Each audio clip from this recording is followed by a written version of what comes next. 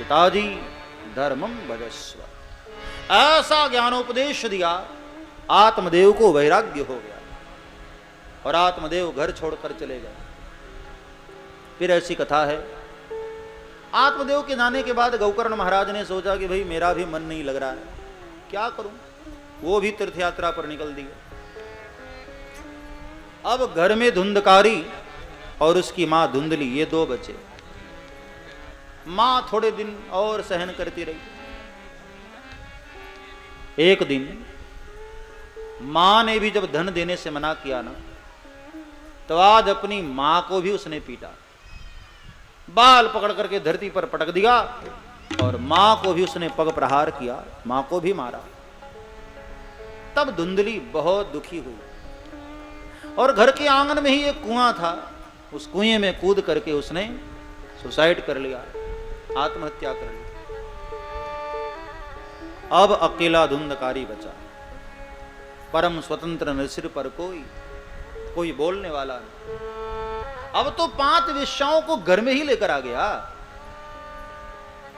और पिता का सारा धन उन वेश्याओं पर लुटाने लगा। लेकिन धन कब तक रहता है। जब धन कम होने लगा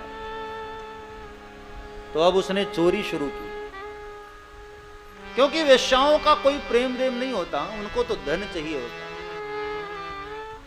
धन की कमी हुई तो प्रेम में कमी आने लगी। तब उसने राजा के यहां चोरी किया ना, तब वेश्याएं डर गईं। यदि कभी ये चोरी करते पकड़ा गया तो राजा इसके साथ हमें भी मार डालेगा। इसलिए आज वेश्याओं ने योजना बनाई। रात्रि के समय जब धुंधकारी सो रहा था तो बड़ी बेरहमी से आज धुंधकारी को उसने 5 वेश्याओं ने मिलकर कत्ल कर डाला।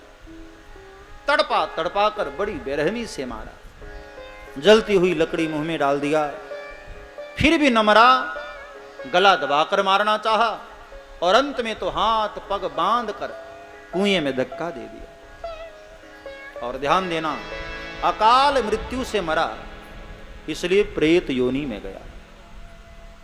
अकाल मृत्यु से मरने वाले की सदगति नहीं होती है प्यारे, प्रेत योनि में भटकना पड़ता है। प्रेत योनि का मतलब है एक वेटिंग लिस्ट, वेटिंग स्थान।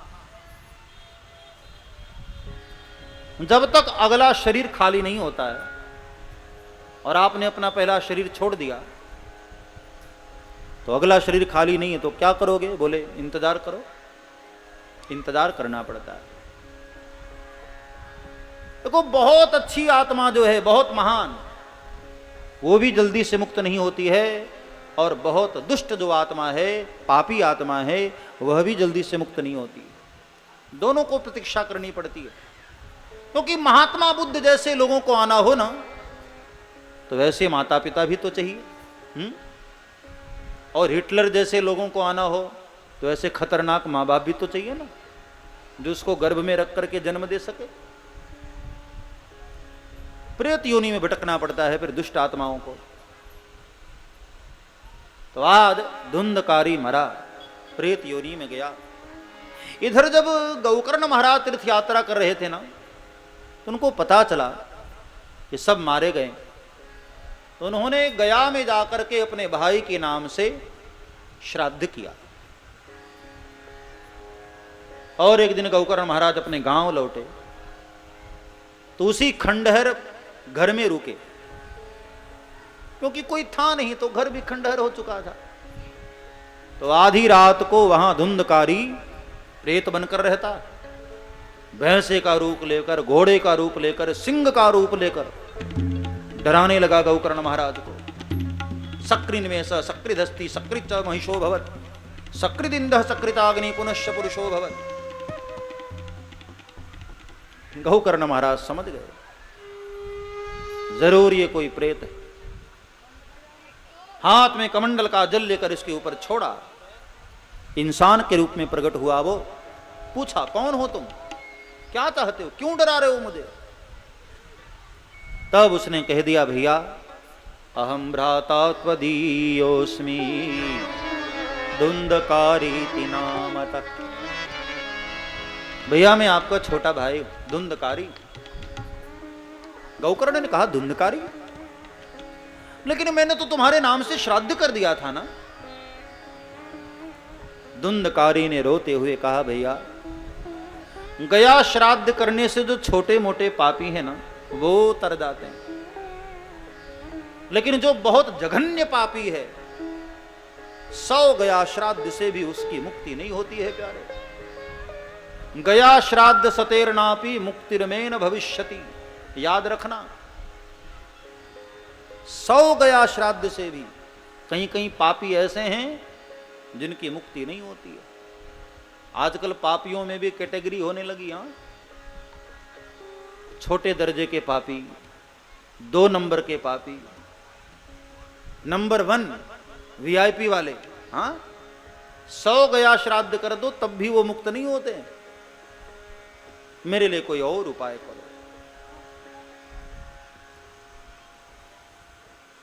लोग ये सोचते हैं कि मर जाने के बाद बच्चे हमारे नाम से श्राद्ध करेंगे मुक्त ही हो जाएंगे। हाँ, अरे भैया जो बच्चे जीते जी तुम्हें पानी नहीं पूछते हैं, हाँ, वो क्या मरने के बाद तुम्हारे नाम से श्राद्ध करने जाएंगे? मैं तो कहता हूं इंसान को अपना श्राद्ध खुद ही करके जाना चाहिए। ठीक से समझना, श्राद्ध में क्या होता है? पिंडदान होता है ना, तो अपना पिंडदान करके जाओ।